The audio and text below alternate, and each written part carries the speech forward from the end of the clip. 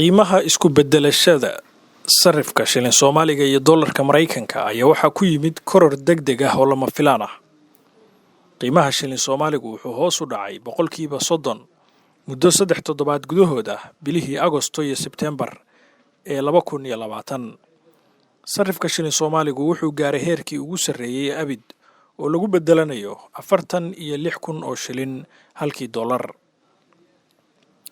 Isbeddelkan lama filaanka ah ee ku yimid sarifka shilin Soomaaliga iyo dollarka ee gudaha Puntland ayaa walwal iyo wareer ku riday bulshada Soomaaliyeed ee reer Puntland, gaar ahaan wuxuu si muuqda u saameeyay qoysaska saboolka ah iyo kuwa dakhligoodu hooseeyo ee lagu bixiyo shilin Soomaaliga oo kaliya iyo bulshooyinka reer miyiga ah ee aan heli karin adeegga elektarooniga ah ee lacagta danabaysan la isugu gudbiyo iyo bangiyada. Dowladda Puntland ayaa qaaday tallaabooyin dhowr ah oo lagu xasilinayo qiimaha sarifka shilinka Soomaaliga iyo dollarka Mareykanka. Kulamo isdaba joog ah ay ganacsatadu la qaadatay dowladdu waxay ballan qaaday inay gacan weyn ka geysan doonto lacagta shilinka Soomaaliga ah. Waxay shacabka u xaqiijisay inuusan jirin cadaadis sicir barar ah, isla markaana ay dejisay qorshayaal lagu hagaajinayo shuruucda maaliyadeed. Waxay ka codsatay ganacsatadu inay aqbalaan shilinka Soomaaliga si loo fududeeyo sarifka shilin Soomaaliga iyo dollarka Mareykanka. 10 Janaayo 2021, madaxweynaha Puntland Siciid Cabdullaahi Deni ayaa guddi u magacaabay qiimo dhaca ku yimid shilin Soomaaliga. 16 Janaayo ayaa guddigu soo saaray talo bixinno qiimo dhaca shilin Soomaaliga ku yimid. Puntland ayaa waxaa ka jira 2 sarif lacageed, mid dowladdu jaangoysay iyo mid suuqa xorta ah ku socda. Arrintan waa arrin caadi ah markii dalku uu leeyahay 2 system oo sarif ah. Midna waxaa la yiraahdaa systemka dawladeed ama official rate, isbeddelka dawladdu ay samayso, iyo isbeddelka suuqa xorta ah oo shacbigu uu sameeyo, ganacsato ay samayso, sariflayaasha ay sameeyaan. Marka waxaa soo baxday xaalad in shilin Soomaaligii uu gaaray heer 42, 45 ilaa 50 meelaha qaarkood 1,000 halkii dollar. Taasi waxay keentay markaa in qiimihii shilin Soomaaliga uu hoos u dhacay. Qiimo dhaca shilin Soomaaliga ayaa saameynta ugu weyn ku yeeshay dadka ku tiirsan isticmaalka iyo wax ku gadashada lacagta shilin Soomaaliga ah. Waxaan arkaynaa in shilin Soomaaliga qiimo dhiciisu uu aad maaragtay hoos ugu dhacay shilin Soomaaligii marka loo fiirsho dollarka. Taas wax dhibaato ah uma ayan keenin xaggii saameynta dhaqaalaha ama sicir barar ha noqoto ama maaragtay wax soo saarkii guud ee dhaqaalaha ha noqoto. Labada dhinac wax maaragtay saameyn ay ku yeelatay ma jiro. Saameynta kaliya ay ku yeelatay waxa weeye ninka shilin Soomaaliga isticmaalaya ayay u keentay saameyn ah in wixii ku qaaliyoobay, wax kasta ay ku qaaliyoobeen. Laakiin ninka dollarka haysta, maadaama labada habba ay yihiin 2 hab oo sharciyeysan, dollarkana waa sharciyeysan yahay, shilin Soomaaliga waa sharciyeysan yahay, laakiin ninkii haystay shilin Soomaaliga ayay u keentay in wax kastaba qaali ay ku noqdaan oo san maaragtay. Laakiin marka la fiirsho badeecooyin guud suuqa caadiga ah wax iska bedelay ma jiro. Sanadkii 2005 ayaa markii ugu horeysay Puntland waxay yeelatay waaxda tirakoobka ee wasaaradda qorsheyntu ku qiimeyso sicirka badeecooyinka, tusaha sicirka dambiisha. Waaxda ayaa tan iyo xilligaas si bilo ah u soo saaraysay tusaha sicirka dambiisha si loola socdo sicirka badeecooyinka ee suuqyada Puntland. Tusaha sicirka adeegga dambiisha waa halbeeg loogu talagalay in lagu cabiro isbeddelka ku dhacaya qiimaha nolosha. Haddaba marka halbeegaas waxaan ka soo dhiraandhirinaa salad ka kooban adeegyo iyo badeecooyin si joogto ah qiimahooda loo soo ururiyo. Markii ugu horeysay marka la bilaabay in soo saaro tusaha sicirka adeegga dambiisha ama consumer price index-ka waxay 2000 shantii shaqooyinka ugu horreeya waxdu qabatay bay ka mid ahayd xilligaas marka saladu waxay ka koobnayd 6 qaybood 6 category 6da category baa wadar ahaan waxay ka koobnaayeen 127 item marka 2015 waxaa dib loo bilaabay in dib u casriyeyn lagu sameeyo tusaale sicirka adeega dambiisha Puntland ayadoo la ballaarinayo categorieska ama qaybaha ku kooban yahay anaga waafajinayna hanaanka caalamiga ee kala soocidda badeecadaha ayagoo loo eegayo badeeco ka soo jeedada loo isticmaalo maanta saladeena waxay ku kooban tahay 12 qaybood ashyaada ama badeecadaha iyo adeegyaduna tiro ahaan waxay gaarayaan 387 item xogahaas waxaa laga soo aruuriyaa dhammaan magaalooyinka Puntland ee waaweyn sida Garowe, Gaalkacyo iyo Boosaaso si joogto ah ayaa xogtaas marka asbuuc kasta loo soo aruurshaa marka la eego dastuurka Puntland bangiga dawladda ayaa wakiil ka ah kormeerka iyo hagidda nidaamka maaliyadeed iyo lacagta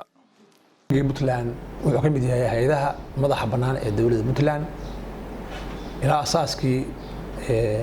la asaasay dawladda Puntland marka ayaa dibadda loo taagay 1999 bangigu waa hay'ad madax bannaan oo leh adeeg shakhsiyadeed oo qaanuuni ah bangigu waa hay'ad maaliyadeed dastuurka qodobkiisa 111 ayaa qeexaya shaqada bangiga iyo lifaaqyo marka ujeedooyinka ugu muhiimsan ee shaqada bangiga waa hirgelinta siyaasadda maaliyadeed ee dalka uu leeyahay dalka markaan leeyahay dalka Puntland way deganaanshaha iyo ilaalinta lacagta joogtaynta qiimaha lacagta dalka gudihiisa ah kormeeridda iyo la socodka bangiyada gaarka loo leeyahay iyo cid kasta oo ka shaqeysa lacag maaliyad inuu maamulo kaydiyo lacagta dalka iyo qiimadeeda wax kasta oo qiimadeeda sharciga waxa weey bangigu noo kaydiyo iyo lacagta qiimadeeda waxa laga hadlayaa hadii uu jiro dahab hadii jirto lacag hadii jirto magaranaysa fidda waxyaabo soo dhan magaranaysa bangigu waa lahaan jiray wax madax waxyaabo gudaha dhigtaan laakiin nidaamyadana waa asaas sharciyada hay'adaha lacagta sida bangiyada gaarka loo leeyahay hay'adaha lacagta shaqeeya xawaaladaha cid kasta oo ka shaqeysa bangi la talinta xukuumadda arrimaha dhaqaalaha iyo lacagaha bangiga dawladda Puntland ayaa qaaday dhowr tilaabo oo lagu xasilinayo qiimo dhaca shilin Soomaaliga gaar ahaan bangiga iyo guud ahaan dawladda Puntland iyo wasaaradaha ku shaqada leh lacagta hadday noqoto bangiga hadday noqoto maaliyadda hadday noqoto ganacsiga iyo hadday ka noqoto cid kasta oo ay khusayso lacagtu dadaal dawladdu ma aysan yarayn waa la socotaan oo waxa la waa inaga kuma wanaag siliyeelin ilaa iyo maalinta ay bilowday karaaskan oo bilowday dawladdu waxa ay ku jireen hadba in lagu dayo nooc lagu dayo bal shabshableen ku dayay ahayd taariikhda soo waa garanaysaan in markii horeysay 30% waa tii la yiri waxa weeye 10% baa lagu celiyay lacagtii in dawladdu ay qaato si dadka amaanad loo siiyo aaminaad loo siiyo oo dadkina dawladdu qaadanayso barnaamijkaas xogaa caad u noqday kadibna dawladdu waa la fariistay baa loo fariistay waxa la yiri 20% lagu celiyay dadaalka ay muujisay xataa waxa weeye dawladdu waxa weeye madaxweynuhu uu qabtay guddi kale oo isna waxa weeye aqoon-yahano iyo niman mas'uuliyiin oo odayaal oo madaxweynaha ku jiraan oo wasiiro ku jiraan oo dad bangiga iyo maaliyadda ay ku jiraan runtiina jihad badan la geliyay si lacagtaasi ay u socoto waa tii 20 hala furo 20 baa dib loo furay kadib markii u dambeysay la socotaanba 30% Soomaali in la qaado ayaa dib loogu soo celiyay dawladdu ugu soo celisay inay dadku keenaan qiimo dhaca ku yimid shilin Soomaaliga wuxuu dhibaatada ugu weyn gaarsiiyay nolosha bulshada gaar ahaan danyarta iyo ganacsiga yaryar in lacagtii doolarka ahayd lambarkow caqabadii u horeysay oo timi ayadoo lacagta kaashka ay soconayso in lacagtii kaashka ahayd anagoo wax ku iibsanayna aan soo weynay meelna looga bedelay oo hal sarif oo qaadanayna aan weynay hal baqaar oo maxay tahay wax nagaga gadanayo badeecada aan u baahanahay nagaga gadanayna aan weynay amarada dawladdu soo saartay ee lagu dejinayo qiimaha shilinka Soomaaliga ayaysan bulshadu sidii la rabay u dhaqangelin. sarifka waxaa lagu xakameeyay qiimaha la fariisiyay qiimihii la fariisiyay oo lagu xakameeyay way socon weyn sariflihiina waxa weeye dadka aqbalaada horta way qaateen kow amarkii dawladda waa la qaatay waa la bilaabay shaqadina waa la bilaabay laakiin waxa dhacday inaysan sidii wax loo qaatay aysan waxba ku socon sidii wax loo qaatay waxba kuma socdaan bulshadii sidii wax loo yiri oo dawladdu wuxuu dhaheen waxba waa ku socon waay sariflana waa ku socodsiin waay bakhaarley waa ku socodsiin waay dadka shacabkana waa ku socodsiin waay arrintaas dhacday. Macadka Sidra ayaa bilihii Oktoobar iyo November 2020 ka sameeyay cilmi baaris si loo ogaado sababaha keenay qiimo dhaca ku yimid shilin Soomaaliga ee gudaha Puntland. Daraasadda Sidra ayaa ogaatay in qiimo dhaca ku yimid shilinka Soomaaliga ay keeneen arrimo dhowr ah oo isbiirsaday oo ay ka mid yihiin lacago fara badan oo shilin Soomaali ah oo suuqa soo galay iyo doolarka dalka soo gali jiray oo hoos u dhacay sida doolarkii ka iman jiray qurba joogta,